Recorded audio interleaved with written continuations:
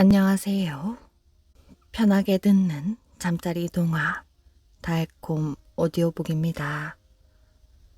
요즘 날씨가 많이 덥습니다. 하루하루 건강하게 보내시길 바랍니다. 오늘도 재미있는 옛 이야기 시작하겠습니다. 아버지 상을 치루어준 도깨비. 옛날 어느 마을에 아버지와 아들이 산에서 나무를 해다 팔거나 나무의 일을 해주며 어렵게 살고 있었습니다. 그런데 아버지가 갑자기 돌아가시고 말았습니다. 아들은 하늘이 무너지는 것 같았지요. 앞으로 살아갈 날도 걱정이지만 쌀독에 쌀 한 톨이 없는데 어떻게 아버지 상을 치를까 하고 걱정이 많았습니다. 아들은 돌아가신 아버지를 흔들며 정신없이 울었습니다. 그때 아들의 친구가 와서 이야기했습니다. 왜 그렇게 우니? 꼭 아버지라도 돌아가신 것처럼. 정말로 우리 아버지께서 돌아가셨다. 장사를 지내야 되는데 아무것도 없어. 그때 친구가 말했습니다. 걱정하지 마라. 너 저 산 밑에 도깨비굴 알지? 술 한 동이 갖고 가서 도깨비에게 부탁을 해봐. 도깨비한테 부탁하라고? 그래, 도깨비가 어려운 일을 안 들어주겠니? 아들은 친구의 이야기가 터무니없다고 생각하고 한 귀로 듣고 한 귀로 흘려버렸습니다. 그러다가 당장 뾰족한 수도 없고 하여 친구의 말대로 했습니다. 아들은 술 한 동이 어렵게 얻어 지게에 지고 밤늦게 도깨비 굴로 갔습니다. 도깨비님, 계십니까? 아이고, 김상주님, 어인일로 오셨습니까? 이상하다. 내 성을 어떻게 알고 있지? 아들의 성씨가 김씨인데 도깨비는 아들의 성을 알고 있었습니다.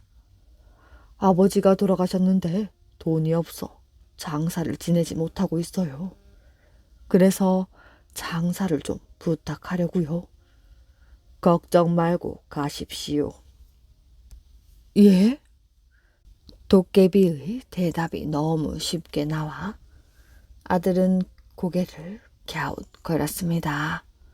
가서 모든 걸 잊고 푹 주무십시오. 그럼 다 잘 될 것입니다.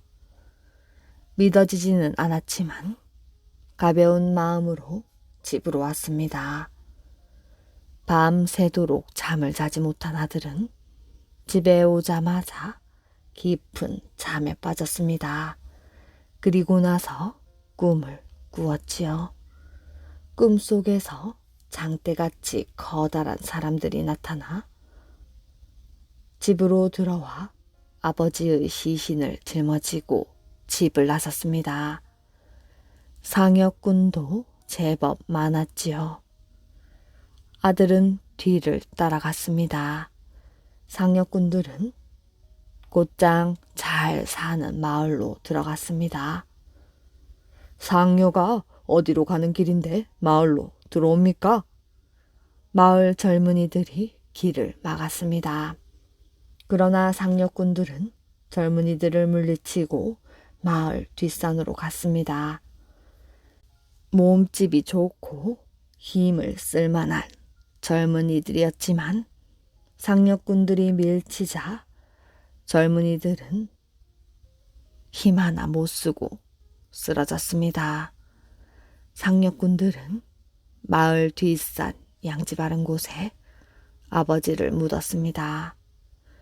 아니, 저놈들이. 묘자리 주인이 작대기를 들고 소리소리 지르며 하인들에게 쫓으라고 했습니다. 그러나 마을 앞에서 젊은이들이 당하는 것을 본 하인들은 가만히 서 있기만 했지요. 상력군들은 무덤을 잘 다듬고 비석도 세웠습니다. 장사를 다 치르고 산에서 내려오며 그 마을에서 제일 잘 사는 집 앞에 이르렀습니다. 앞에서 오던 상력군들이 소리를 질렀습니다. 10년 뒤에는 이 집 주인이 바뀔 거다. 그때 아들은 꿈에서 깨었습니다. 병풍이 그대로 있고 장사를 지낸 흔적이 전혀 없었지요. 아들은 도깨비에게 다시 갔습니다. 계십니까? 또 오셨군요. 장사는 벌써 다 지냈습니다. 언제요? 고운하게 주무실 때 다 지냈지요. 그럼 꿈을 꾼 게 아니라 정말이었던 것입니까? 주무실 때 혼을 빼가지고 갔지요. 생시에는 그런 명당을 쓰지는 못할 것입니다. 아들은 고맙다는 인사를 하고 꿈속에서 본 곳을 찾아갔습니다. 무덤에는 사람들이 많이 모여 있었습니다. 무슨 일인가 하고 아들이 가까이 가보니 이건 사람이 쓴 무덤이 아니라고. 모인 사람들은 이 무덤이 예삿 무덤이 아니라고 한마디씩 했습니다. 어떻게 된 일인지 묘자리 주인이 무덤을 파헤치려고 아침부터 삽질을 했는데 무덤이 돌같이 단단해서 파헤칠 수 없었다는 것이지요. 아들은 믿기지 않는 마음으로 집으로 돌아왔습니다. 그리고 시간이 흘러 정말로 10년 뒤에는 아들이 그 부잣집으로 가서 잘 살았다고 합니다. 도둑 맞은 색시. 옛날 어떤 신랑이 장가를 갔는데 신행길을 차려 가는 도중 그만 색시를 잃어버렸습니다. 갑자기 하늘이 캄캄해지더니 집채만한 것이 나타나서 색시와 몸종을 데리고 갔습니다. 신행길에 색시를 잃어버렸으니 신랑이 화가 나서 이놈을 땅 끝까지라도 쫓아가서 죽여버리겠다고 다짐을 했습니다. 가만히 보니 큼지막한 발자국이 띄엄띄엄 찍혀 있어서 그놈의 발자국을 따라갔습니다. 발자국을 따라서 한참 가다가 돌을 쪼는 석수장이를 만났습니다. 어디를 그리 바삐 가시오?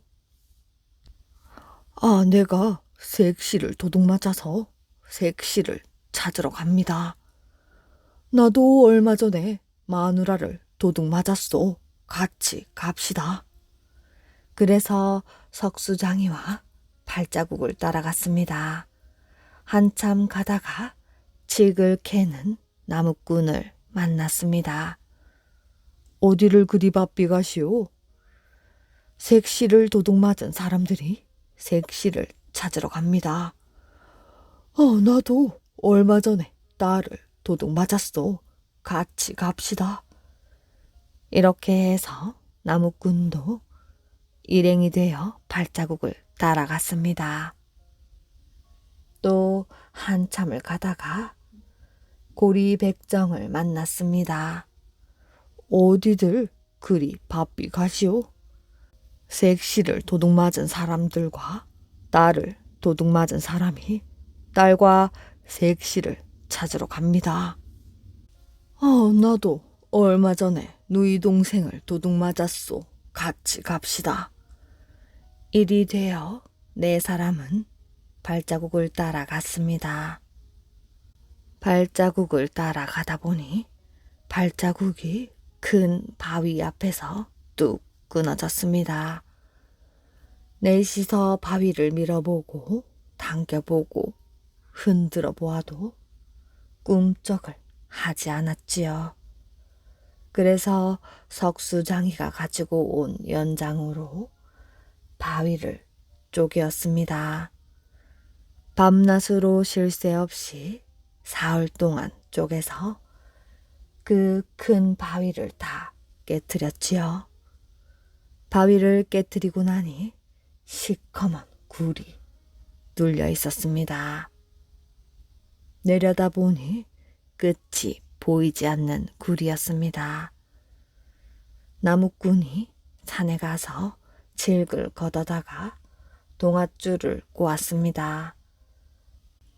칡을 산더미만큼 걷어다 수백 발이나 되는 동아줄을 꼬아 늘어뜨렸는데 바닥에 닿지를 않았습니다. 사흘 밤낮으로 동아줄을 꼬았더니 그 길이가 3,000발이나 되었는데 그때서야 동아줄이 바닥에 닿았지요. 그 다음에는 고리백정이 버드나무 가지를 꺾어다 큼지막한 광주리를 만들었습니다. 밤낮을 쉬지 않고 사람이 들어갈 만할 광주리를 만들어서 동아줄 끝에다 매달았지요.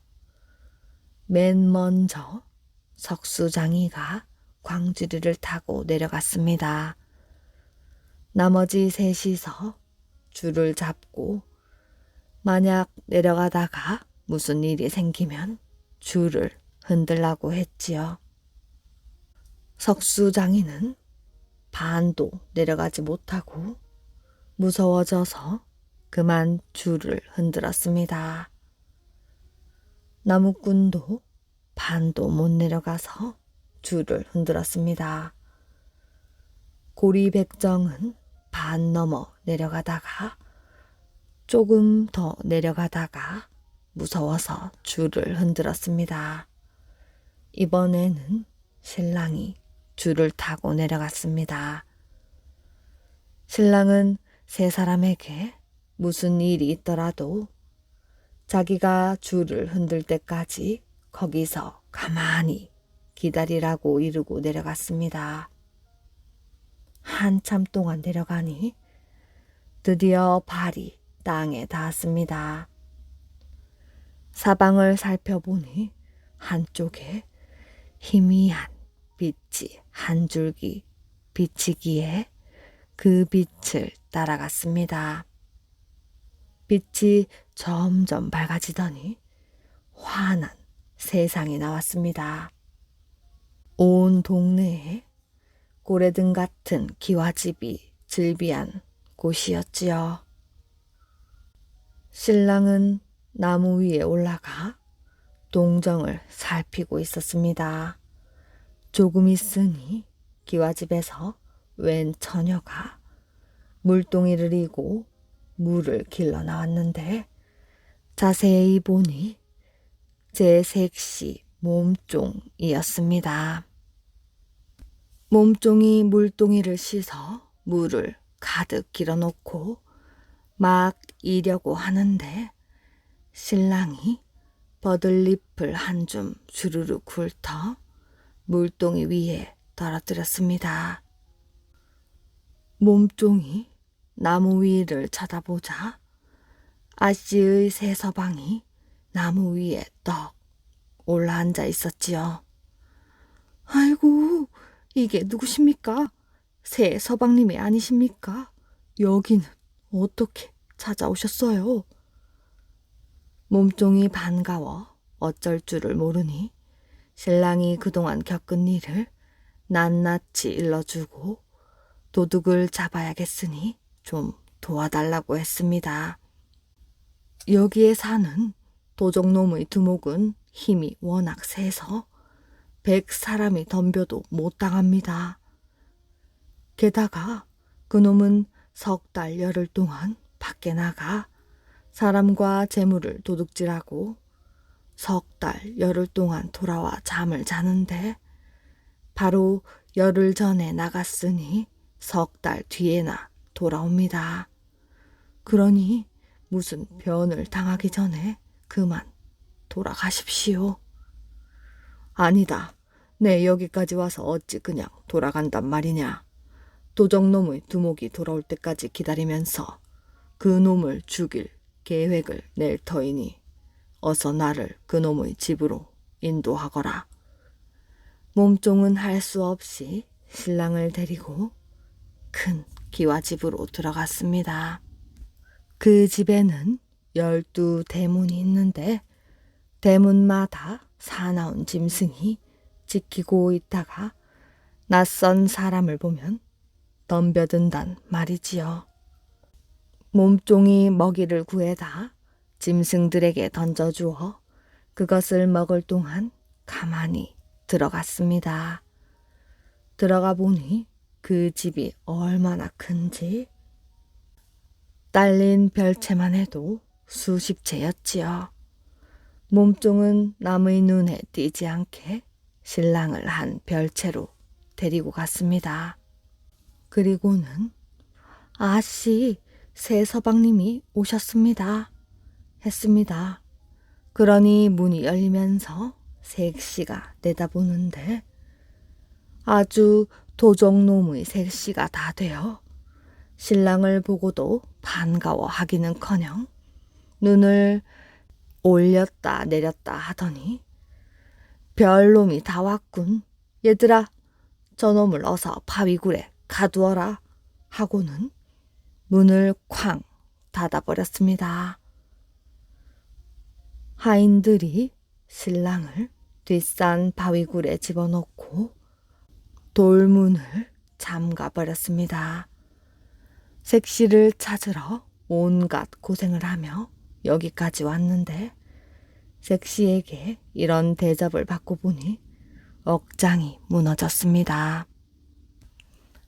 차라리 죽는 게 낫겠다고 바위에 머리를 박아 죽으려고 하는데 돌문이 스르르 열리더니 몸종이 들어와 말했습니다. 서방님, 너무 상심 마십시오. 이왕의 일이 이렇게 되었으니 당분간 여기 계시면서 도적놈의 두목을 죽일 힘을 기르는 게 옳지 않겠어요?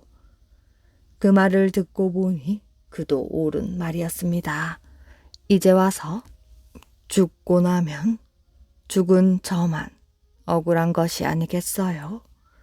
그날부터 몸종이 삼시세끼 동삼 달인 물을 한 대접씩 갖다 주었습니다.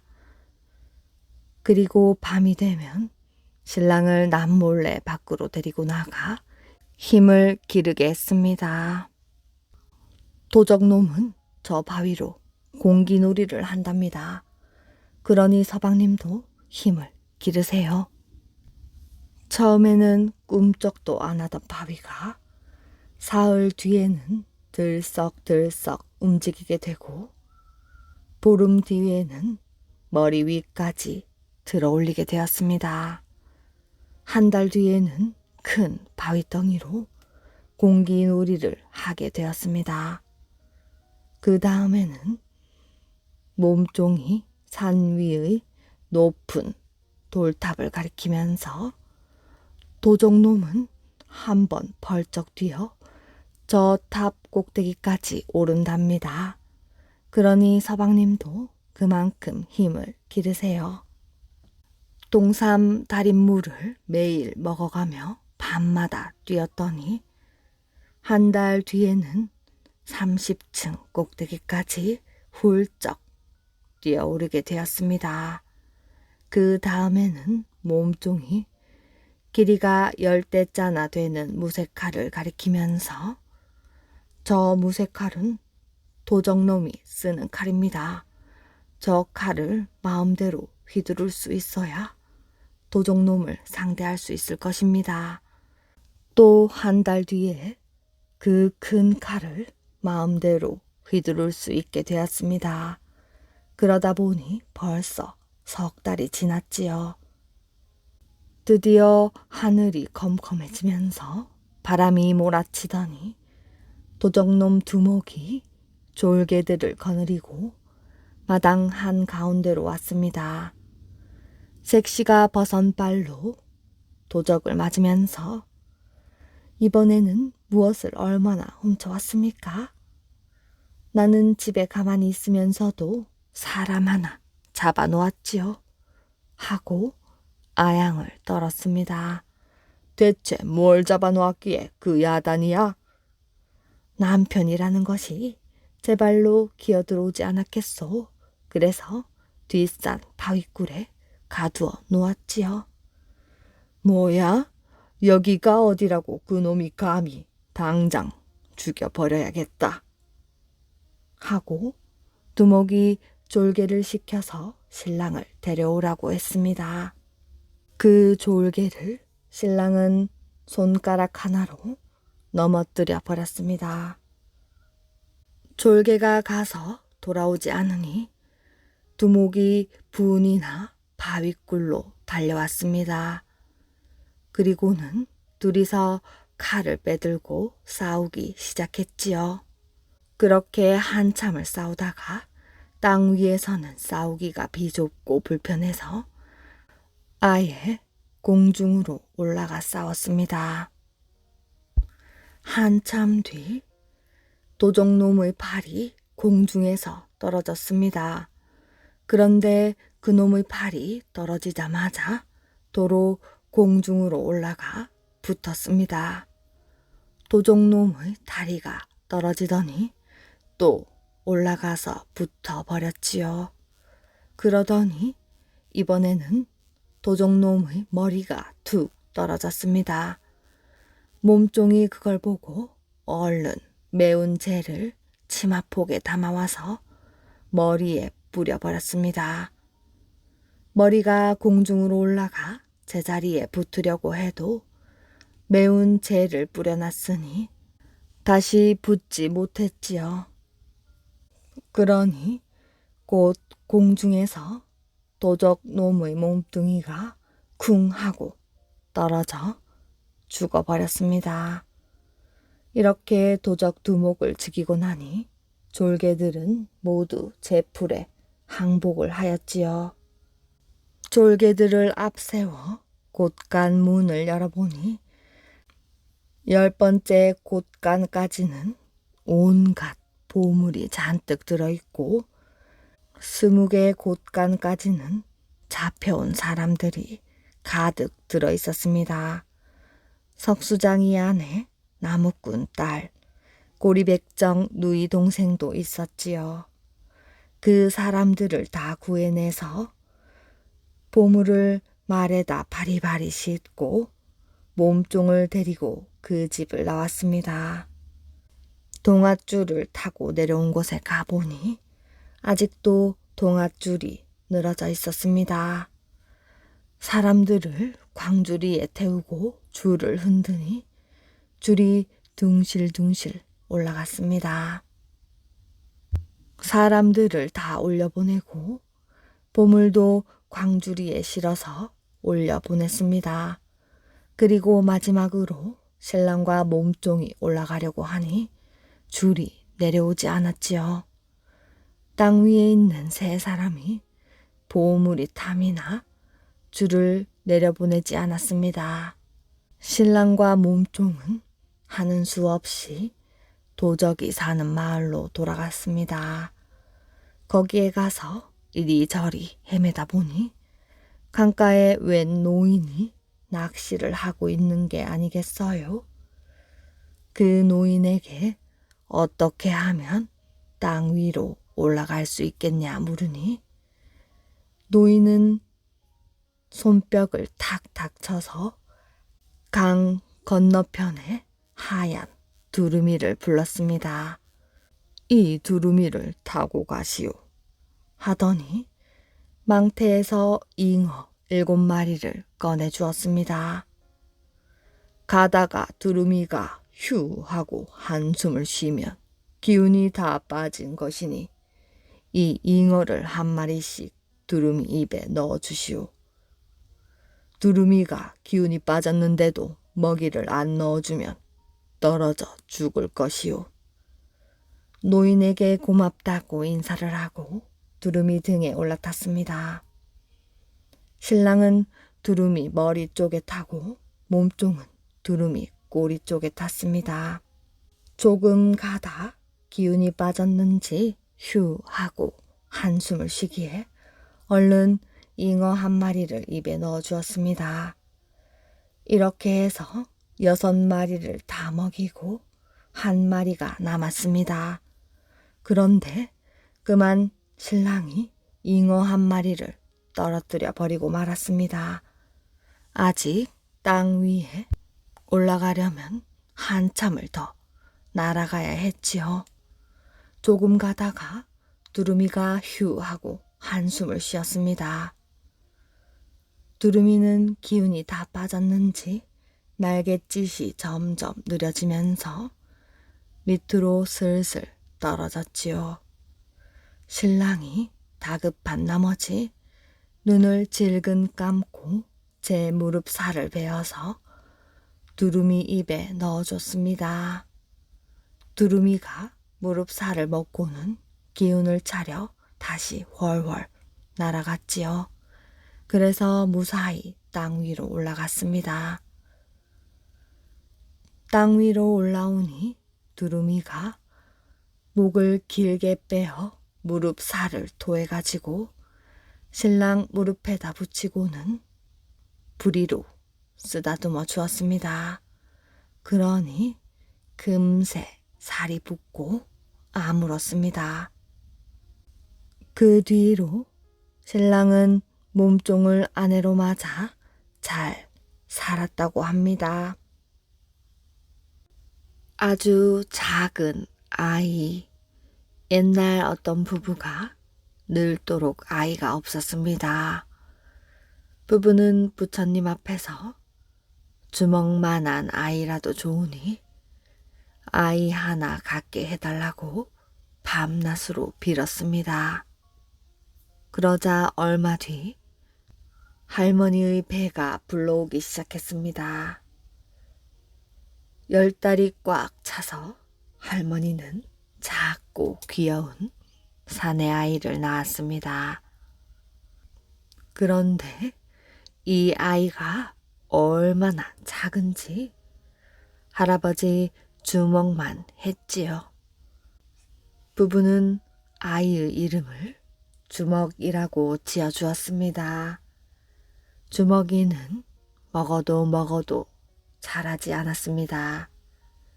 7살이 되어도 여전히 주먹만 했지요.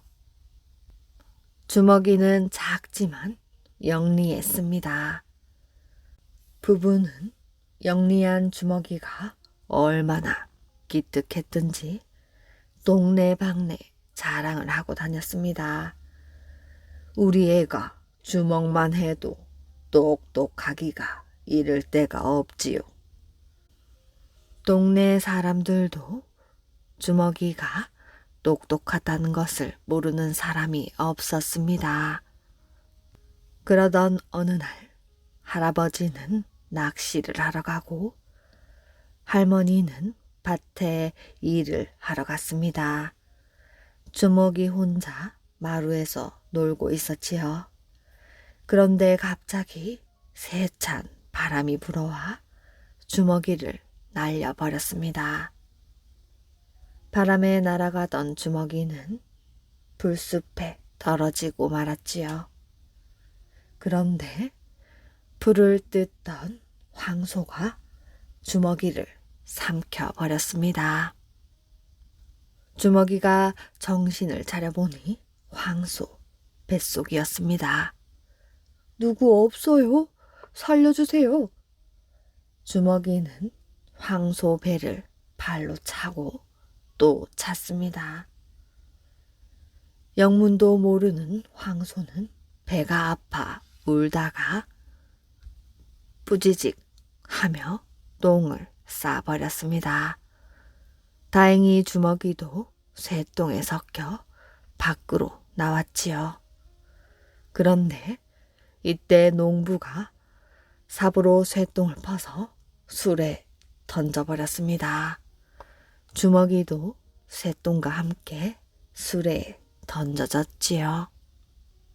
쇠똥 더미를 싣고 가던 수레가 다리를 지날 때 똥 한 덩어리가 냇물에 퐁당 빠져버렸습니다. 주먹이도 냇물에 빠져버렸지요. 헤엄을 못 치는 주먹이는 물 속으로 가라앉아 버렸습니다. 마침 지나가던 물고기가 주먹이를 꿀꺽 삼켜버렸습니다. 이런, 또 뱃속이네. 이번에는 어떻게 빠져나가지? 주먹이가 이 생각 저 생각하는 사이에 물고기는 냇물을 따라 헤엄쳐 갔습니다. 그러다가 할아버지의 낚싯대에 딱 걸리고 말았지요. 호호, 모처럼 아주 큰 놈이 걸려들었군. 할아버지가 기분 좋게 물고기를 낚싯바늘에서 빼내는데 사람 소리가 들리지 뭐예요. 저 좀 살려주세요. 물고기 뱃속에 들어있어요. 놀란 할아버지는 조심조심 물고기 배를 갈라 주먹이를 꺼냈습니다. 아니, 이 주먹아, 어찌된 일이냐? 주먹이는 할아버지에게 있었던 일을 모두 말씀드렸습니다. 아이고 세상에, 우리 주먹이가 큰일이 날 뻔했구나. 할아버지는 불면 날아갈까, 쥐면 꺼질까, 주먹이를 호주머니에 소중히 넣고는 집으로 돌아갔습니다. 임금이 된 머슴. 옛날 남의 집 머슴 사는 총각이 살았습니다. 일도 잘하고 겉모습은 멀쩡한 총각인데 한 가지 흠이 있다면 말을 할 때 말이 새서 가운데 치가 안 나온다는 것이었지요. 고구마 말고 누룽지 주오 한다는 게 곰마 말고 눅지 주오 이러는 것이지요. 총각이 일을 잘해서 농사를 잘 지어놨는데 주인이 애썼다는 말 한마디 않고 밤낮 밥을 많이 먹는다고 구박을 하지 뭐예요. 너 밥을 그렇게 많이 먹다가 우리 집 살림 거덜나겠다. 이러면서 먹던 밥까지 뺏어갔습니다. 에라이, 이 집 말고 딴 데 가서 머슴 살고 말지. 이렇게 생각하고는 나간다, 나 나간다 한다는 것이 나 난다, 나 난다 했습니다. 주인이 들어보니 난데없이 난다고 하니 하늘로 훨훨 난다는 것인 줄 알고 예 이놈아, 네가 정말 난단 말이냐? 하고 물으니 총각이 장난기가 돌았습니다. 네, 날지요. 그럼 어디 날아보거라 하니 어멈없는 소리 마세요. 우리 고을 사또가 날아라고 해도 날지 말지 하는데 영감님이 날란다고 날 줄 알아요? 했습니다. 주인 영감이 그 소리를 듣고 당장 사또에게 달려가 고해 바쳤습니다. 그러니까 사또가 영을 내려서 이 머슴을 잡아갔습니다. 네가 정말 나느냐? 예, 날지요. 어디 한번 날아보거라. 그러니 날림이 날아라고 해도 날지 말지 한데 사또가 날란다고 내가 날겠습니까? 안 날지요. 이러니 사또가 화가 나서 이놈을 당장 옥에 가두어라 하고는 나라님한테 상소를 올렸습니다. 그러니 나라님이 당장 불러오라고 했습니다. 해서 또 나라님한테 불려갔지요. 나라님이 묻기를 네가 정말 날 줄 아느냐 하니 이제 와서 못 난다고 하면 정말 거짓말한 죄로 벌을 받을 것이고 이러나 저러나 벌 받기는 마찬가지라서 에라 모르겠다 하고 또 큰 소리를 쳤습니다. 예, 날다 뿐입니까? 그럼 어디 한번 날아보거라. 중국 임금이 날아라고 해도 날지 말지 한데 나라님이 날란다고 내가 날겠습니까? 이러고 간 큰 소리를 했습니다. 그거 참 맹랑한 놈이구나. 갖다 가두어라. 하고는 머슴을 옥에 가두었습니다. 그런데 소문이 얼마나 빠른지 그 소식을 들은 중국 임금이 조선에 사신을 보내가지고는 당신네 나라에 나는 사람이 있다니 구경 좀 하게 보내주시오 했습니다. 그래서 이 머슴은 중국까지 가게 되었지요. 중국에 가니 조선에서 나는 사람 온다는 소문이 퍼져 구경꾼이 온 장안에 모여들었습니다. 머슴은 아주 우스대면서 중국 임금 앞에 떡하니 섰습니다. 그래, 네가 날 수 있느냐? 예, 잘 날지요. 한번 날아보거라. 아이고, 그게 아무 때나 나는 것이 아닙니다. 나는 일이 얼마나 어려운데 시도 때도 없이 난단 말입니까? 그럼 언제 날 수 있느냐? 중국까지 왔으니 실컷 구경이나 하자고 생각하고 한 달 뒤에나 날지요. 그전에는 절대 못 납니다. 그럼 한 달 뒤에나 보자. 이러고 나왔는데 나는 사람이 왔다고 대접을 아주 잘 해주었습니다. 구경 잘 하다가 약속한 날이 되었지요. 오늘이 난다고 한 날이 아니냐. 글습지요. 이제 제가 날 테니 저 큰 산 밑에 가서 기다려 보십시오. 그래서 중국 임금하고 구경꾼들이 모두 산 밑에 가서 와글와글 기다리고 머슴은 혼자서 산으로 올라갔습니다. 산 꼭대기에 올라가 이리 보고 저리 보고 돌아다니면서 이제 떨어져 죽을 때를 찾았습니다. 그렇게 다니다 보니 어디서 말소리가 들렸습니다. 가까이 가보니 조그만 산토끼 2마리가 옷과 부채를 놓고 아웅다웅하고 있었지요. 가만히 보니 무당이 굿할 때 쓰는 부채처럼 방울 달린 커다란 부채가 있고 스님이 입는 장삼처럼 소매가 넓고 기다란 옷이 한 벌 있었지요. 너들 여기서 뭘 하느냐? 도끼들이 서로 말을 했습니다. 이것은 하늘을 나는 옷이거든요.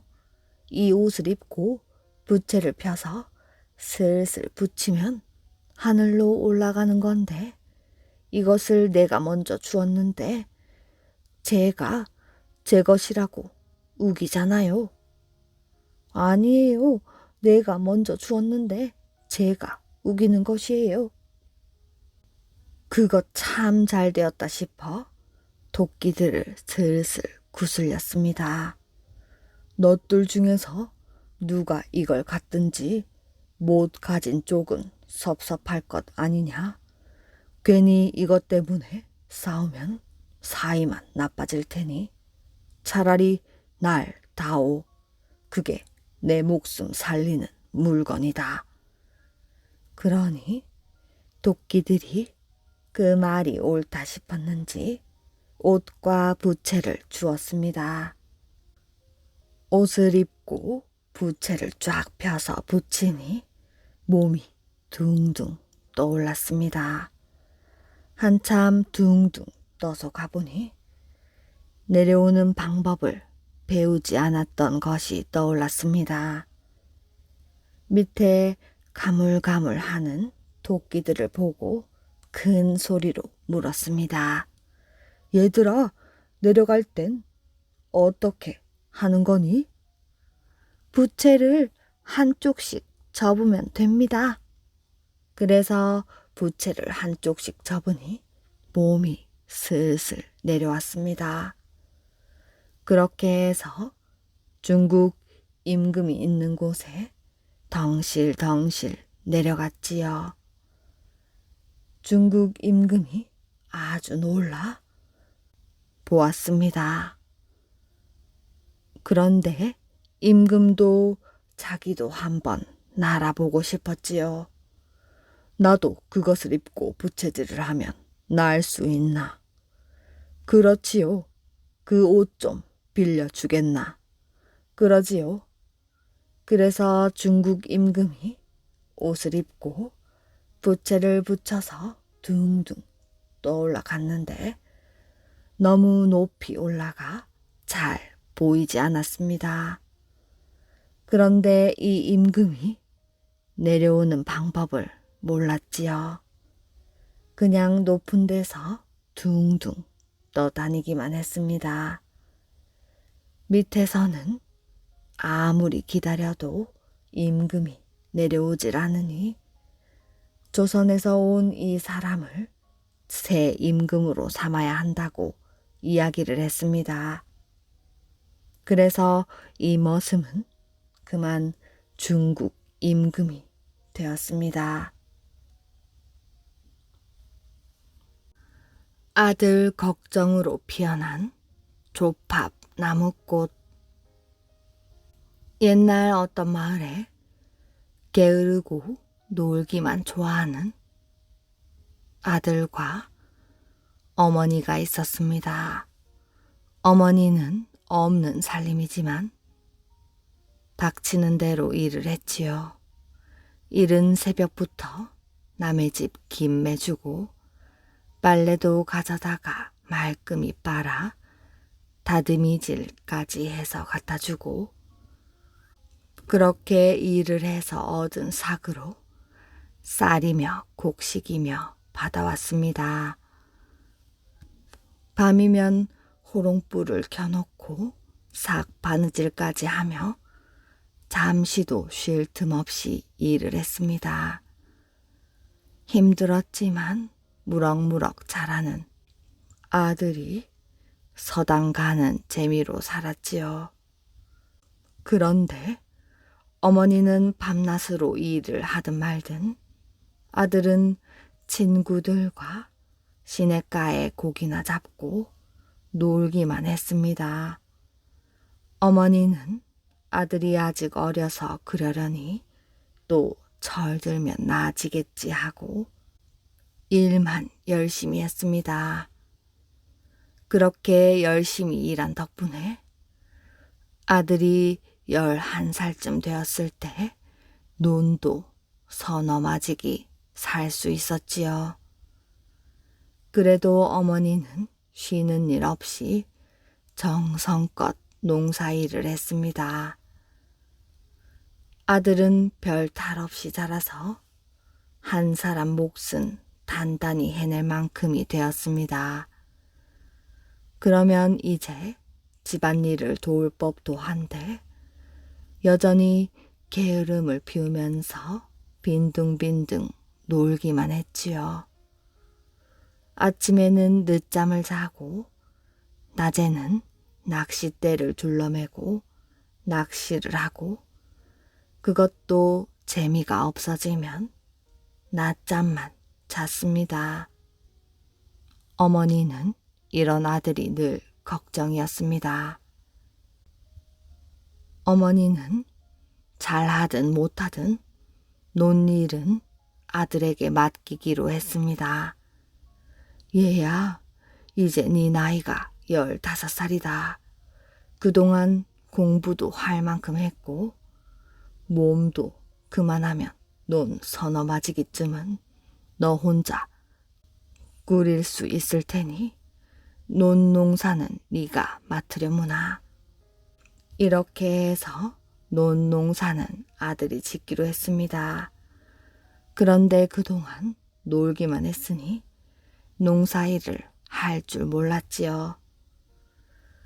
남들은 벽실을 물에 담그고 모판을 만들고 하는데 아들은 늦게까지 자다가 일어나서는 뭘 할지 몰라 서성이다 낚싯대를 들고 나가버렸습니다. 이렇게 지내는 동안 다른 집은 어느새 모가 다 자라 논에 내다 심는데 게으른 아들은 어머니 잔소리를 듣고서야 못자리를 만드니 뭐가 되겠어요. 결국 이 집 저 집 모를 조금씩 얻어다가 드문드문 꽂아 놓았습니다. 어머니가 아무리 잔소리를 해도 이미 일하는 것보다는 노는 것이 몸에 배어 일이 손에 잡히질 않았지요. 참다 못한 어머니는 아들을 앉혀놓고 꾸짖었습니다. 농사일이란 다 때가 있는 법이다. 씨 뿌릴 때 씨 뿌리고 김매 줄 때 김매고 거두어야 입에 들어올 게 있지. 그렇게 허구한 날 낚시질이나 하며 놀러만 다니니 어떻게 농사를 짓겠니? 이제는 무조건 아침 일찍 일어나 들로 나가거라.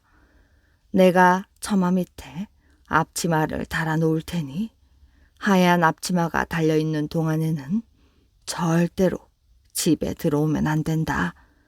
알겠느냐? 네. 다음 날 아들이 아침 일찍 일어나 보니 어머니의 말대로 처마 밑에 하얀 앞치마가 벌럭이고 있었습니다. 아들은 하는 수 없이 곡괭이와 삽을 둘러매고 들로 나갔습니다. 서툴긴 하지만 무너진 논뜨에 흙을 파올리고 땅을 일구며 처마 밑에 달린 앞치마가 내려지기만을 기다렸습니다. 해가 넘어갈 때쯤 앞치마가 내려졌습니다.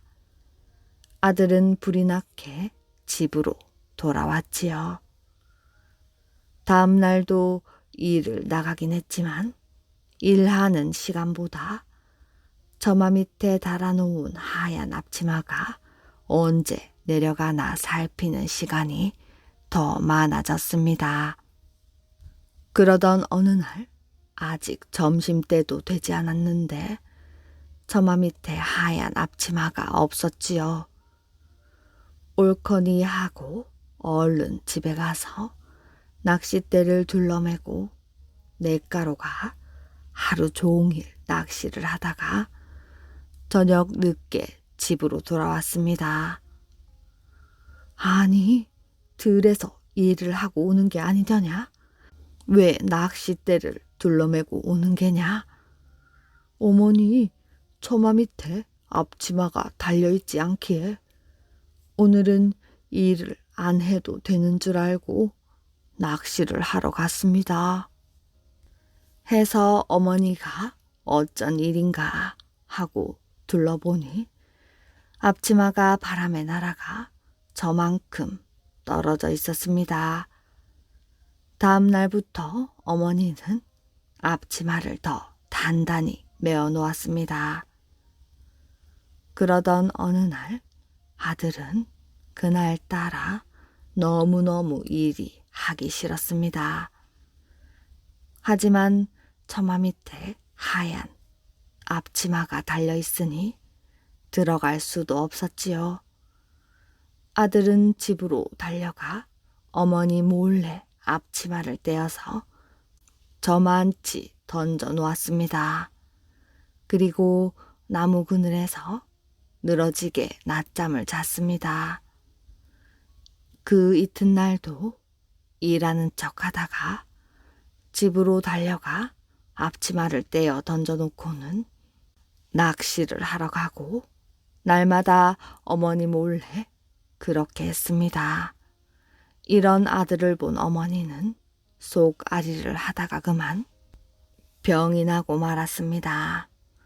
어머니가 바느질도 못하고 집안일도 못하게 되자 집 안은 엉망이 되었지요. 하지만 게으른 아들은 여전히 놀기만 했습니다. 어머니는 병든 몸으로 겨우겨우 추수를 해놓고는 아들을 불렀습니다. 얘야, 내가 아무래도 올 겨울을 못 넘길 것 같구나. 그동안 말했듯이 농사일이란 때가 있는 법이란다. 그 때를 놓치면 한 해 농사는 망치는 것이야. 그리고 내가 죽거든 우리 논이 내려다 보이는 산 기슭에 묻어다오. 얼마 안 있어 어머니는 정말로 세상을 떠났습니다. 아들은 어머니의 유언대로 자기네 논이 잘 내려다 보이는 산 기슭에 묻어들였습니다. 마음을 다잡은 아들은 이제부터 농사를 잘 지어봐야지 하고 굳게 마음먹었지만 농사를 짓는 법을 알 수 없었습니다. 어머니가 세상을 떠난 그 해에는 농사를 짓기는 했지만 때를 몰라 모두 망치고 말았습니다. 추석이 되어 어머니 차례를 지내야 하는데 차례 지낼 쌀도 없었지요. 겨울이 지나 또 농사일을 시작할 때가 되었습니다. 남들처럼 아들도 어찌어찌해서 모짜리 만들어 놓기는 했는데 벼가 어느 정도 자라야 모내기를 하는지 알 수가 없었지요. 어머니가 살아계셨으면 분명히 언제쯤 모내기를 해야 하는지 가르쳐 주셨을 텐데. 아들은 한숨만 쉬다가 멀리 산 기슭에 있는 어머니의 산소를 바라보았습니다.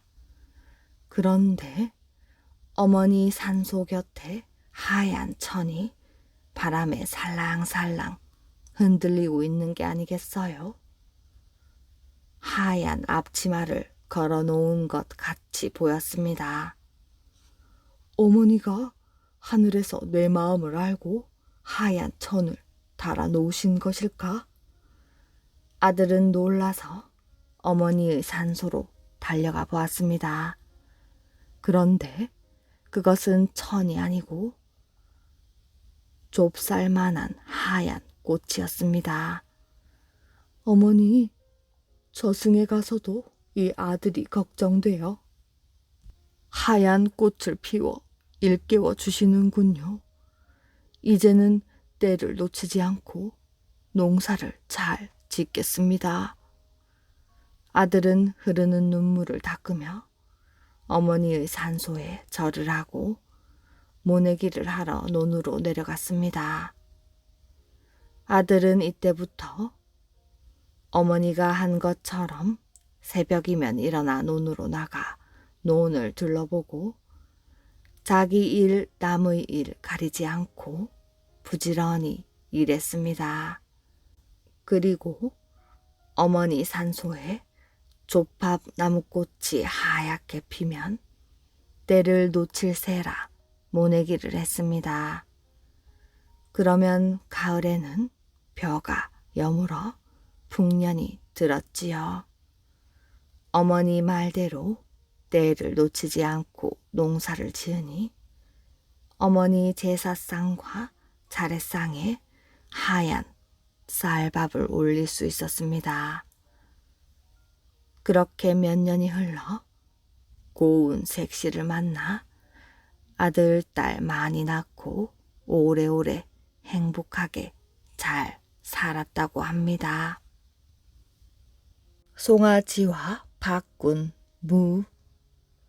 옛날 옛적 농사꾼 한 사람이 살았습니다.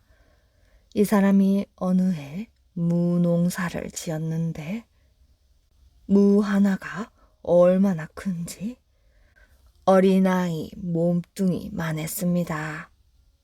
이 농사꾼은 그 큰 무를 자기가 먹기 아까워서 고을 원님에게 가지고 갔습니다. 사또 소인이 여러 해 동안 무농사를 했습니다만 이렇게 큰 무는 처음 봅니다. 농사가 잘 된 것도 다 사또께서 어질게 고을을 다스려 주신 덕택이니 이것을 사또께 바치겠습니다. 사또가 입이 닳도록 칭찬을 하고 사람을 부르더니 이 귀한 선물을 받고 그냥 보낼 수는 없느니라. 요새 들어온 물건 중에 줄만한 것이 있느냐 하고 물었습니다. 아랫사람이 말하기를 다른 것은 없고 송아지 한 마리가 있다고 하니 원님이 그것을 내주라고 이르렀습니다. 농사꾼은 무 하나 바치고 송아지 한 마리를 얻었으니 횡재를 한 것이지요. 그런데 한 동네에 사는 욕심쟁이 농사꾼이 그 소문을 들으니 셈이 났던 것입니다. 한번 갖다 바친 무를 또 가지고 갈 수는 없어 어떻게 하면 자기도 횡재를 할까 궁리를 하다 보니 좋은 생각이 떠올랐습니다. 옳거니 무 하나 갖다 바치고 송아지 한 마리를 얻었으니 송아지를 갖다 바치면 더 큰 걸 얻겠지. 모르긴 몰라도 논 두어 맞이기야 못 얻을란가. 이런 생각으로 자기가 먹이던 송아지를 끌고 원님을 찾아갔습니다. 사또, 소인이 여러 해 동안 소를 먹여왔습니다만 이렇게 살찐 송아지는 처음 봅니다. 이렇게 송아지를 잘 먹인 것도 사또 덕택이라 이것을 사또께 바치려고 가지고 왔습니다. 사또가 이번에도 침이 마르도록 칭찬을 하고 아랫사람을 불러 물었습니다. 요새 들어온 물건 중에서 귀한 것이 있느냐? 욕심쟁이는 속으로 이제야 횡재를 하는구나 하고 좋아했지요. 원님에게 귀한 물건이 많을 테니 금 덩어리 하나쯤 주지 않을까 하고 잔뜩 목을 빼고 기다렸습니다.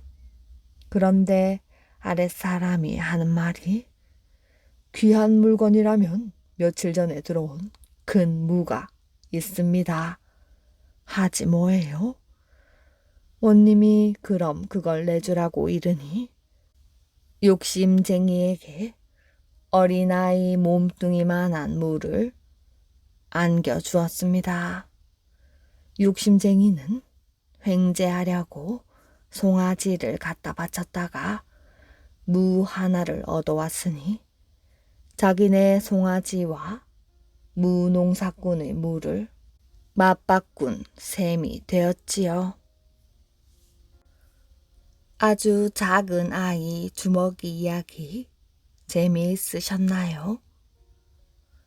이야기 속에 늙은 부부가 부처님께 빌어 아이를 얻었는데 이처럼 아이는 부모에게 더없이 소중한 존재였습니다. 동화에서는 아이를 갖게 해달라고 부처님께 빌었지만 옛날 사람들은 삼신 할머니가 아이를 갖게 해주는 능력이 있다 하여 삼신 할머니께 많은 기도를 올렸다고 합니다.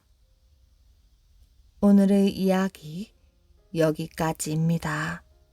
편안한 밤 되시길 바랍니다.